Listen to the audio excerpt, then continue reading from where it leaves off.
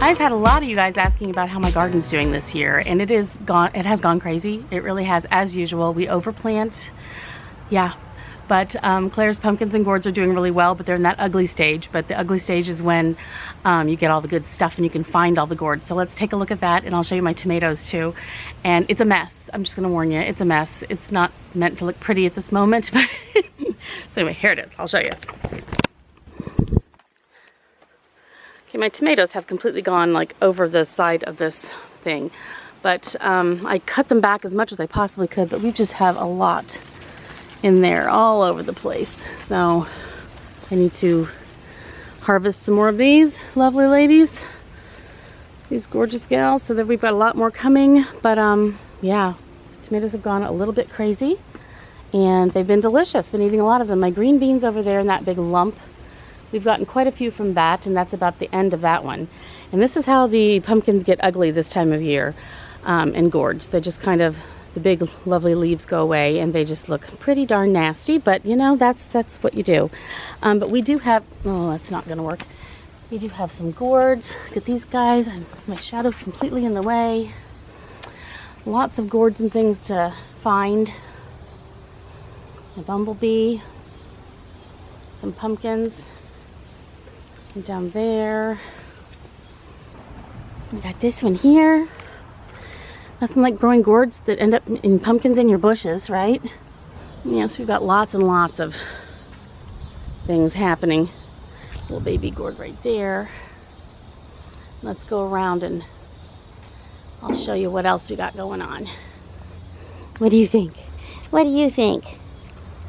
As we come down the steps, these things haven't done too well going over the edge here, but we do have some that have come completely down here. We have that pumpkin and gourds like just growing randomly in the grass. You know, who doesn't, right? And in the bushes we can find quite a few. There's a pumpkin and a partially eaten gourd. Isn't that cute? This guy, he's like a little basketball in there. Sometimes they're hard to find. It's like you look and you look, and then all of a sudden you see one that you didn't see before. Here's a gourd. I believe there was a green one in here somewhere. There's the little green one. Look at that guy. There's quite a big pumpkin there. And there's like another one there. Lots of blossoms still. Not sure what they'll do. But yeah. There's a gourd. Look at this guy. He's looking perfect. The gourd on the steps.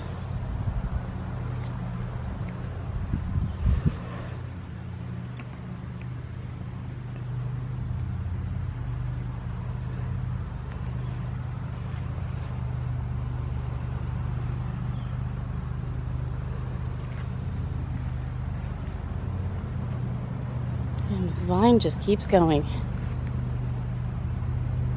Crazy.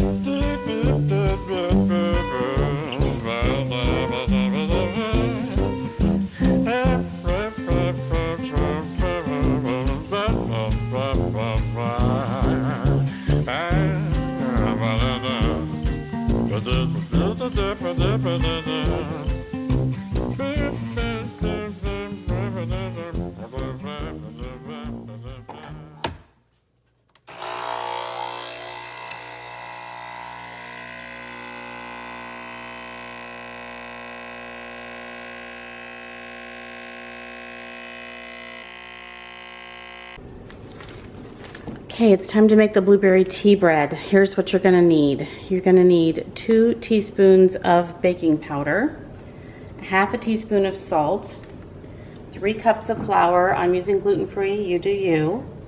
1.5 cups of sugar. You're going to need 1 stick of butter or margarine. Margarine seems to work best, I think, and I've cut off 1 tablespoon of it for something, but you need a whole stick.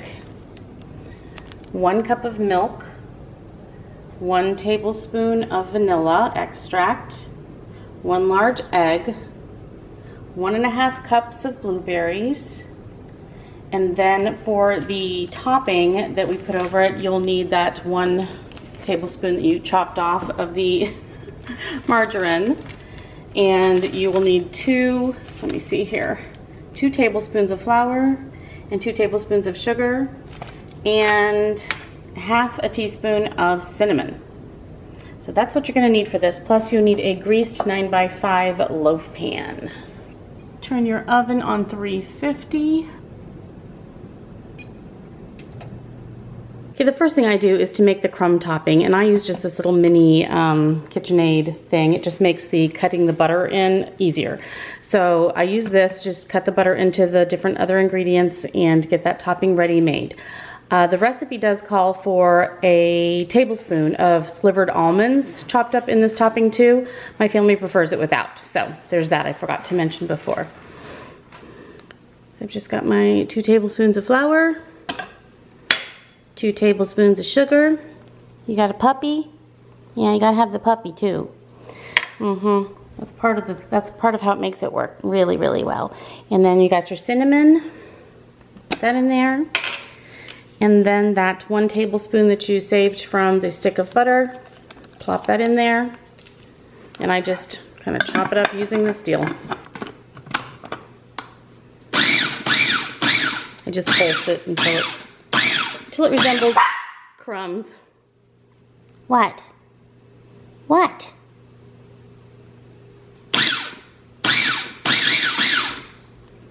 Okay, so this is what it needs to look like. And that's your topping. Set that aside. Okay, now we're making the bulk of the recipe, and because I have to cut the butter, the rest of this butter in, I cut it into squares to make it smaller to start with. I have to get it to like cut in to the dough, basically. So I find that to be tedious with a pastry cutter, but you do you. If that works for you, do it.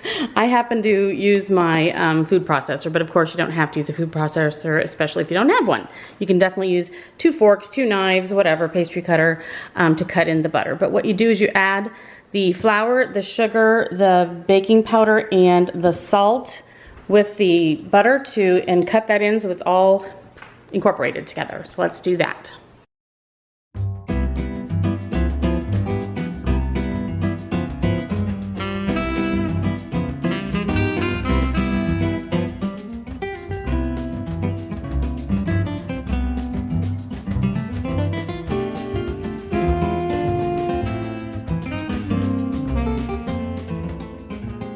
And now you add this to a larger bowl so you can add your wet ingredients. And we just add the 1 cup of milk, the vanilla, and the 1 egg.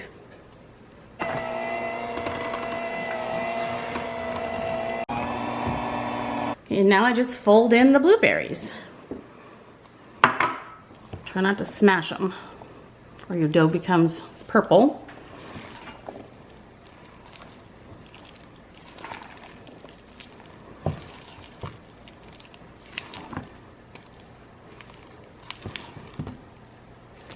Once you think that you've got them all stirred in perfectly and evenly enough, you just transfer them over and put this all into that loaf pan that you've already greased. And you just put it all into the loaf pan.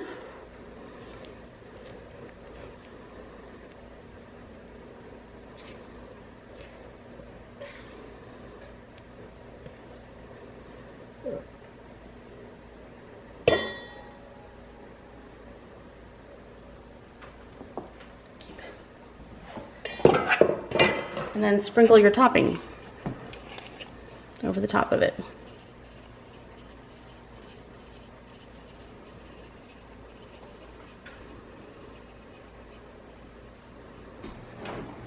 Bake for an hour and 20 minutes.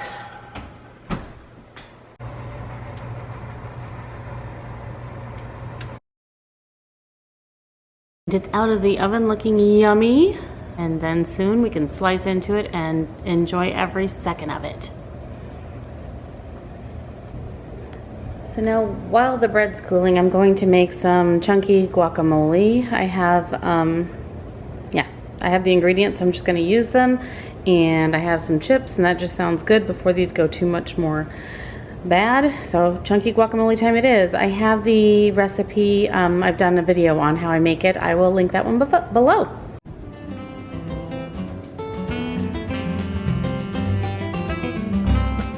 Oh my gosh, it's so good. So good.